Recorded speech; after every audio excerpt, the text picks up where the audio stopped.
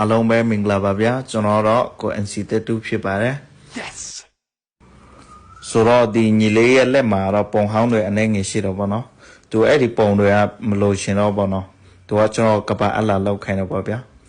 တကယ်လို့ဒါမျိုးပုံလာပြီဆိုကျွန်တော်တက်တူဆရာတွေကတော်တော်လေးကောင်းကြိုက်ပါတယ်ကျွန်တော်စင်ခုံမှုလည်းကြီးတော့ဗောဗျာ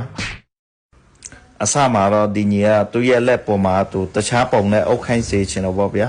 ဆိုတော့ကျွန်တော်ကဒီပုံကပြန်အုပ်မဆိုမလွယ်တဲ့အနေထားထဲမှာရှိတော့ဗောဗျာအဲကြောင့်ကျွန်တော်လည်းဒီဂျပန်လိုင်းကိုကျွန်တော်ပြောင်းပြီးတော့ရေးထိုးပေးတာဖြစ်ပါတယ်ကိုရဲ့အသားပေါ်မှာကိုမလို့ချင်တဲ့တက်တူးရှိနေရင်လည်းစိတ်မငြင်းနဲ့ကျွန်တော်ပြောရှင်းပါလေ Yes တကယ်လို့ကိုမလို့ချင်တဲ့တက်တူးရှိရင်လည်းကျွန်တော်နဲ့လာတိုင်မင်ပြီးတော့လာရေးဆွဲလို့ရတယ်ဆိုတော့အကြောင်းပြောပြရှင်းပါတယ်ဗျာ Yes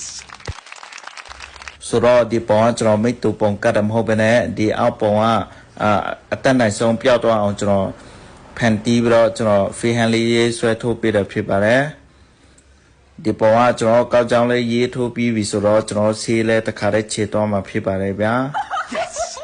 ဆိုတော့အခုကျွန်တော်ရေးပေးတဲ့ညီလေးကတော့မနေ့ညကျွန်တော်တက်တူးထိုးပြင်းရင်းနဲ့မူးလဲသွားတဲ့ညီလေးဖြစ်ပါတယ်အကုန်လုံးမမိကြမယ်လို့ထင်ပါတယ်ဗျာ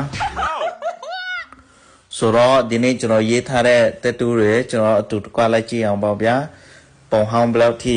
ပျောက်သွားမလဲဆိုတော့ကျွန်တော်လိုက်ကြည့်အောင်ပါနော်တကယ်လို့ကျွန်တော်နဲ့တက်တူးရေးထိုးချင်တဲ့ညီကိုတွေဆိုလဲကျွန်တော်ဖက်အမြဲတမ်းကြိုဆိုပါတယ်ဗျာပြီးတော့ကျွန်တော်အမြဲတမ်းကြည့်ရှုပေးတဲ့ညီကိုတွေလည်းကျွန်တော်ဒီကနေကျေးဇူးတင်ကြောင်းပြောလို့ပါတယ်ဗျာညီကိုတွေ Let's go 以前看过你说要开心的难过的